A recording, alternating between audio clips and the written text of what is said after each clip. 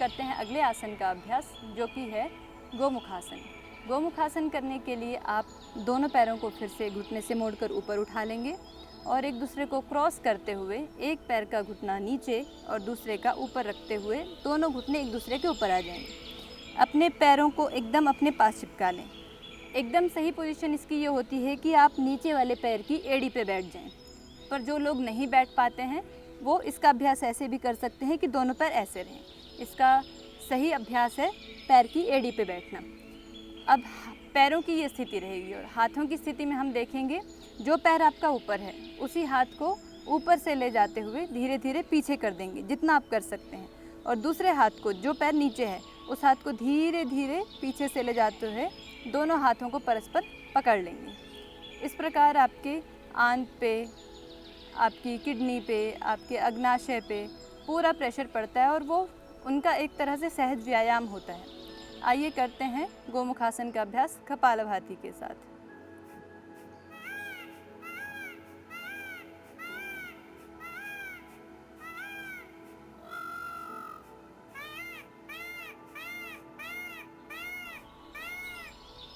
तो इस प्रकार हर आसन का अभ्यास 2-5 मिनट से लेकर आप 21 मिनट तक बढ़ा सकते हैं। सामान्यतः रोग की अवस्था में 10 मिनट से प्रारंभ करें। यदि आप प्रारंभ में नहीं भी कर पाते हैं तो एक बार 2 मिनट करें, फिर वापस आएँ, कुछ क्षण का विश्राम लेके फिर से 2 मिनट करें। इस तरह बढ़ाते बढ़ाते धीरे धीरे आप 10 से 21 मिनट तक और गंभीर रोगों की अवस्था में इससे भी अधिक कर सकते हैं।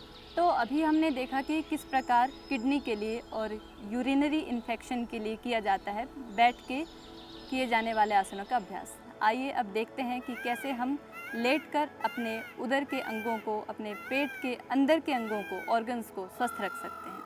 आइए लेट के जानते हैं आसनों का अभ्यास। सबसे पहले करवट लेते हुए पेट के बल लेट जाएं।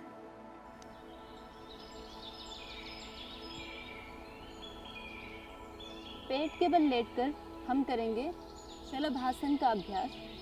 शलभासन में से आप 2 अभ्यास करेंगे। शलभासन के कई प्रकार होते हैं पर उदरांगों के लिए मुख्यतः हम इसके 2 आसनों का अभ्यास करेंगे, जिसे विपरीत नौकासन भी कहते हैं। विपरीत नौकासन के लिए आप क्या करेंगे, दोनों हाथों को सामने खोल लेंगे और अब हाथों और पैरों को दोनों तरफ से दोनों को एक साथ उठाएंगे। यथासंभव जितना अधिक उठा सके उतना अधिक उठाएं और श्वास को होल्ड करके रखें।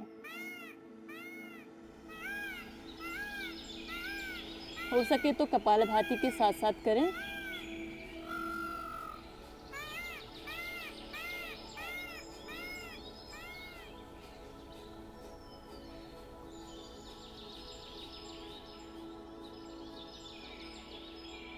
इस प्रकार जब आप अपने उदर के अंगों को व्यायाम देते हैं तो उसे भी लगता है कि मेरा भी कोई ध्यान रखने वाला है।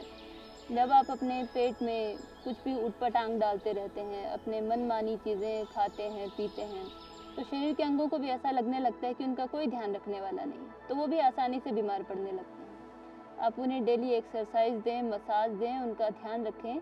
आप जितना अपने अंगों का ध्यान रखेंगे, ख्याल रखेंगे, वो उतनी ही अधिक उम्र तक आपका साथ देंगे। तो इस प्रकार हमने जाना शलभासन का एक प्रकार। शलभासन के दूसरे प्रकार के लिए आप दोनों हाथों को पीछे ले जाएंगे। पीछे ले जाकर हाथों को भी तानेंगे और पैरों को भी ऊपर उठाएंगे और साथ में करेंगे कपालभाति का अभ्यास।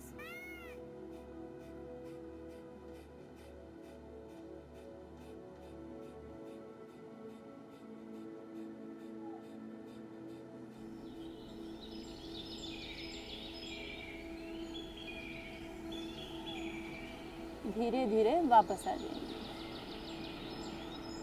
ये हुए पेट के बल किए जाने वाले आसन। आइए अब लेट जाते हैं पीठ के बल।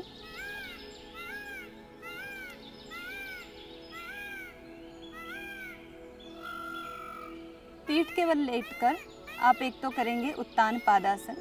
उत्तान पादासन के लिए आप दोनों पैरों को घुटनों से मोड़कर ऊपर उठा लें।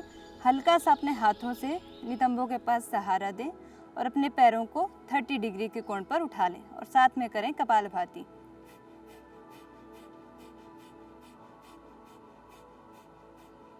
यह आसन आपकी किडनी को स्वस्थ रखने के साथ साथ ही मोटापे के लिए, नाभि धारण के लिए और आपके और भी कई रोगों के लिए लाभदायक है। इसी प्रकार इस आसन को कुछ देर करें और धीरे धीरे पैरों को वापस लें। अब इसके बाद हम जानेंगे नौकासन का अभ्यास। नौकासन के अभ्यास के लिए दोनों तरफ से उठेंगे, हाथों और पैरों को दोनों को उठाएंगे।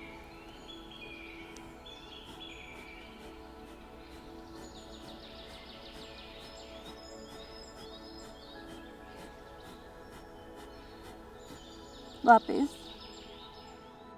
यह आसन आपके पेट को स्वस्थ रखता है, आपके डाइजेशन को अच्छा करता है, आपकी किडनी को क्लीन करता है, आपकी यूरिनरी ब्लैडर को इन्फेक्शन से दूर करता है, आपकी आंतों को कार्य करने में सक्षम बनाता है।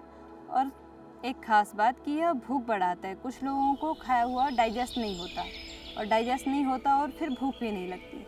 तो इस आसन से आपका खाना डाइजेस्ट भी होगा और आपको अच्छे से खुलकर भूख भी लगेगी।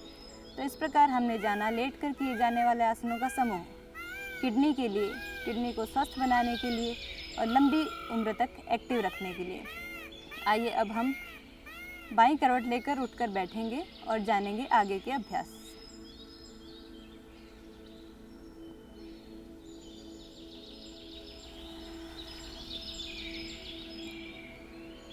तो अभी तक हमने देखा कि आसनों से किस प्रकार हम अपनी किडनी को और यूरिनरी ब्लैडर को स्वस्थ रख सकते हैं, हेल्दी रख सकते हैं। लंबी उम्र तक आप अपने अंगों से साथ पा सकते हैं।